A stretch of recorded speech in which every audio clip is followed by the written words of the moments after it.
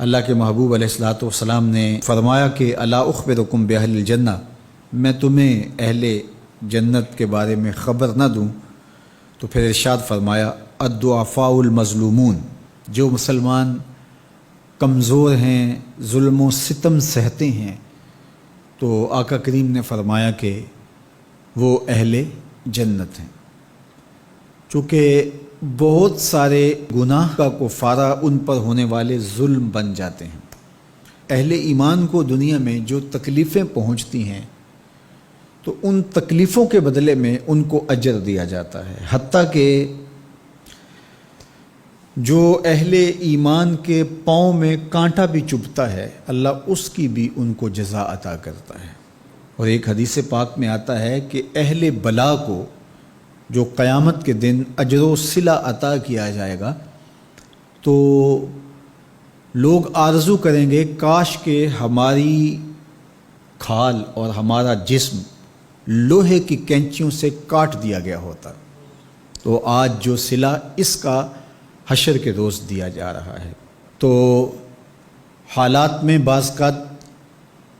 اس طرح کی صورت بن جاتی ہے کہ یا آپ ظالم بنیں یا آپ مظلوم بنیں، تو اس وقت مظلوم بننے کو اختیار کر لیجئے گا، ظالم کبھی بھی نہ بنیے گا، چونکہ ظالم کا ٹھکانہ آتش دوزخ ہے اور مظلوم کی جگہ اللہ کی جنت ہے۔ پھر فرمایا الا اخبرکم بخیارکم، میں تمہیں خبر نہ دوں جو تم میں سب سے زیادہ بہتر ہیں؟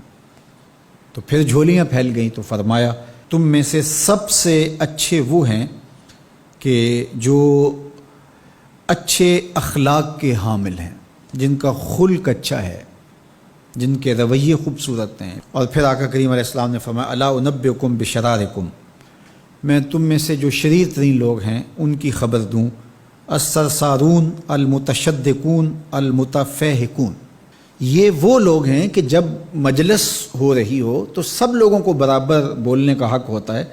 اور کچھ لوگ تکبر کی وجہ سے بولتے ہی رہتے ہیں اور وہ سمجھتے ہیں کہ بس مجھے ہی حق ہے بولنے کا، اور وہ کسی کو موقع نہیں دیتے، اور کوئی بولے تو پھر اس کی بات کاٹ کے بولنے لگ جاتے ہیں۔ المتشدقون المتفہقون، یہاں وہ لوگ مراد ہیں کہ جو خام خواہ کا تکلف کرتے ہیں اور زبان کو بل دے دے کے اور منہ بگاڑ بگاڑ کے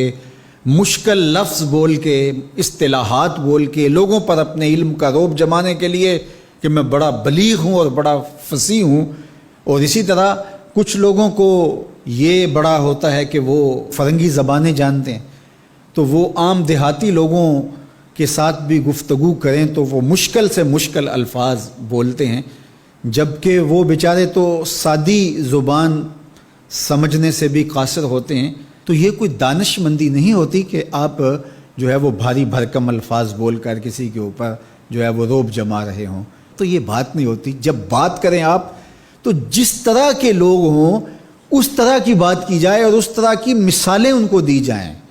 قرآن مجید میں اللہ تعالیٰ نے فرمایا کہ وہ اس بات پہ شرم نہیں اللہ کرتا کہ وہ تمہیں مچھر کی مثال دے۔ مچھر کی مثال دے کر کہ اگر تمہاری بات سمجھ میں آتی ہے،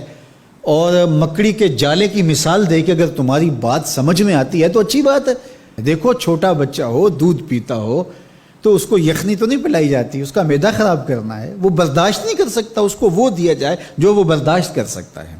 اس لیے آپ کے مخاطبین کس طرح کے ہیں؟ کلم الناس علی قدر عقولہم لا علی عقولکم، میرے اور آپ کے آقا و مولا نے فرمایا جب بات کرو تو لوگوں کے فہم کے مطابق کرو، اپنے فہم اور اپنی عقل کے مطابق نہ کرو۔ علامہ اقبال علیہ رحمہ کی شاعری